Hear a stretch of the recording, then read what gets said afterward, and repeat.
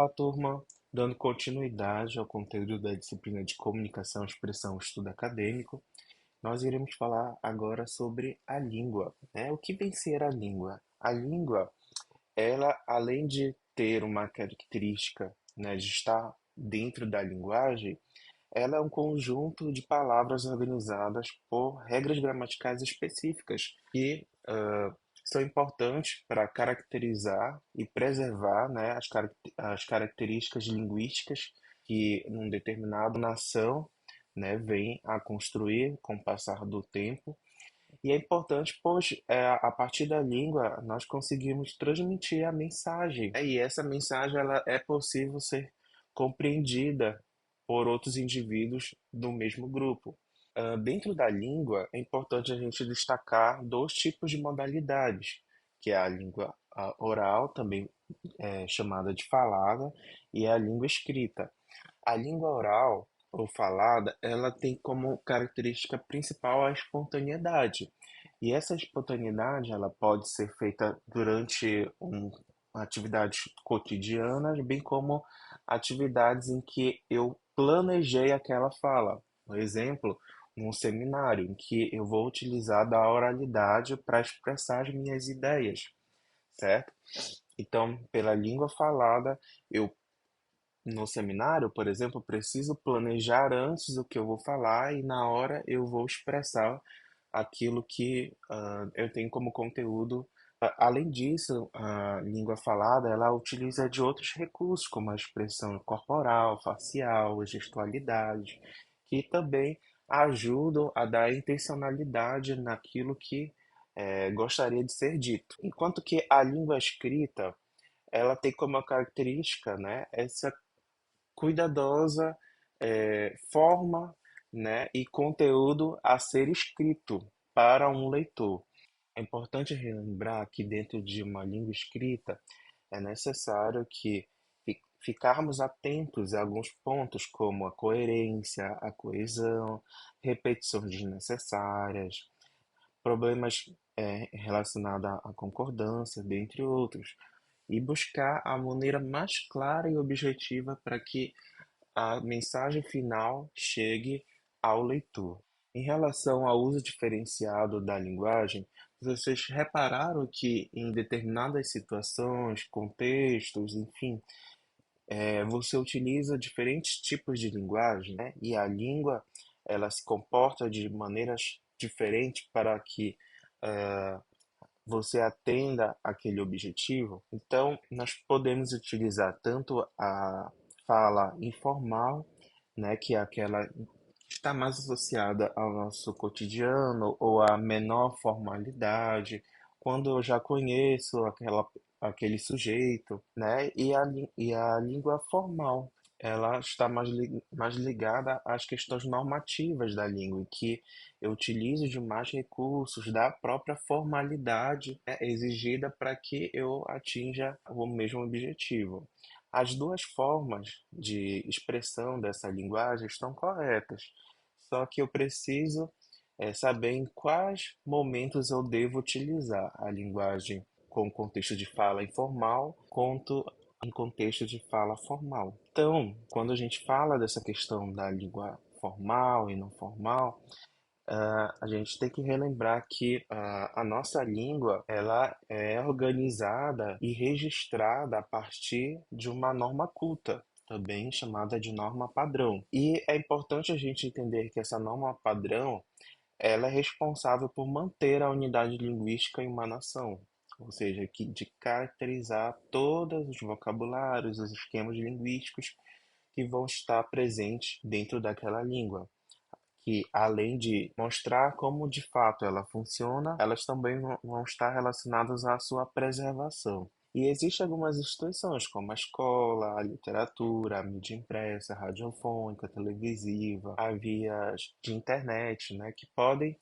fazer essa forma de conservação dentro dessas instituições. No entanto, a gente tem que relembrar que, além da questão da norma padrão, existe a nossa língua falada, coloquial, do dia a dia. E dentro dessa língua falada, do cotidiana, nós temos as variações linguísticas, que é um fenômeno das diferenças da fala que são verificáveis na mesma língua. E essa variante, ela ocorre a partir de diferentes fatores. Um deles é as diferenças diastópicas, que são as diferenças regionais. Então, em cada região, por exemplo, do Brasil, a gente consegue observar uma forma diferente de se falar aquela mesma palavra. Então, em alguns lugares, o pão que nós conhecemos no norte, no Amapá especificamente como careca, pode ser chamado de cacetinho, pão de trigo, pão de sal em outras regiões do Brasil. Além disso,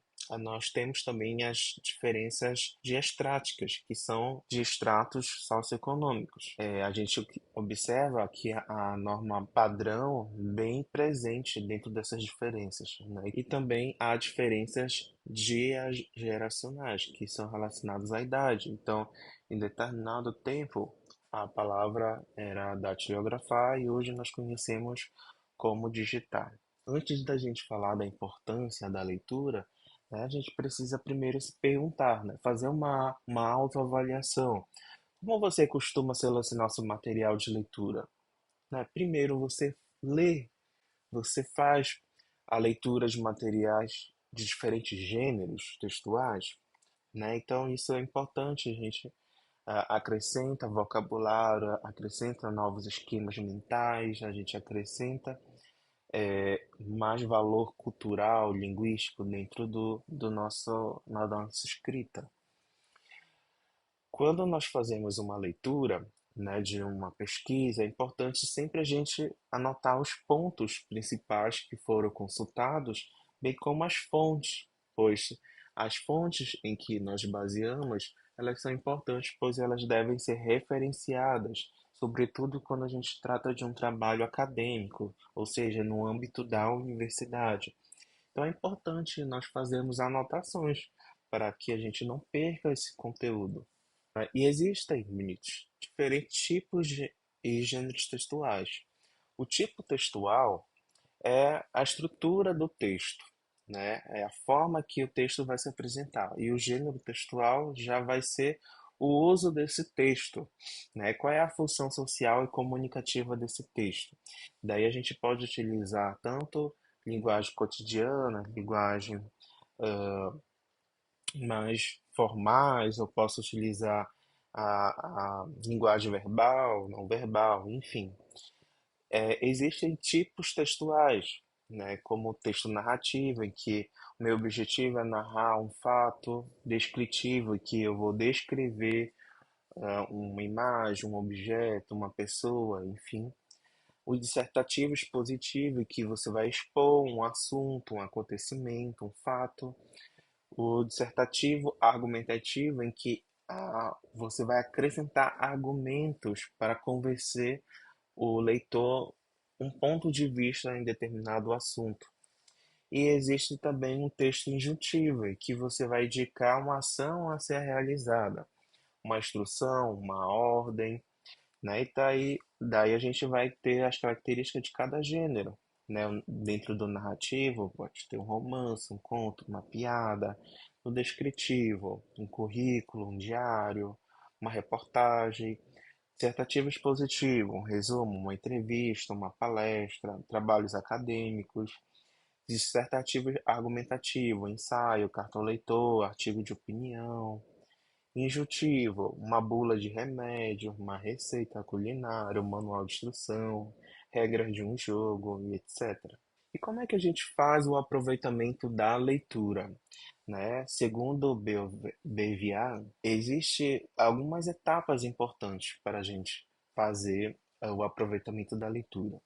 Né? A primeira é a pré-leitura, em que você vai fazer um reconhecimento do que está sendo lido. Na outra etapa é a leitura seletiva, em que você vai selecionar aquilo que é muito importante para o trabalho, para você compreender a ideia do trabalho e vai dispensar aquilo que pode ficar em outro plano, mais secundário. A leitura crítico-reflexiva, né, que você vai utilizar tanto a leitura global, a leitura seletiva, e você vai fazer a interpretação dessas ideias, né, e vai analisar as partes. E a leitura interpretativa, você vai fazer, né, essa a reflexão sobre o que o autor fala e fazer o aprofundamento das ideias. Então, chegar a essas etapas, elas são super importantes para que, dentro de uma redação de um trabalho científico, nós tenhamos maior domínio do que será escrito ou daquilo que será interpretado. E os trabalhos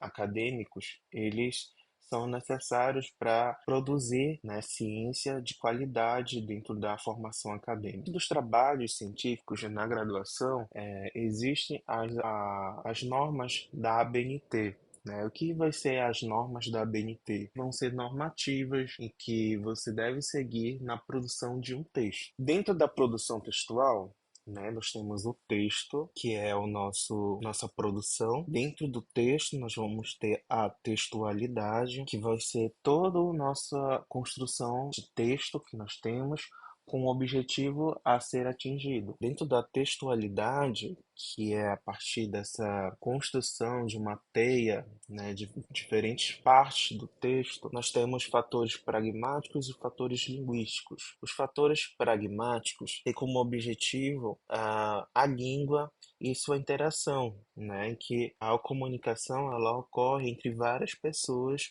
em tempos e espaços definidos. E dentro dos fatores pragmáticos, nós temos alguns pontos a ficar atento. Então, dentro dos fatores pragmáticos, todo texto ele é produzido com uma intenção, que vai dar a ideia de intencionalidade.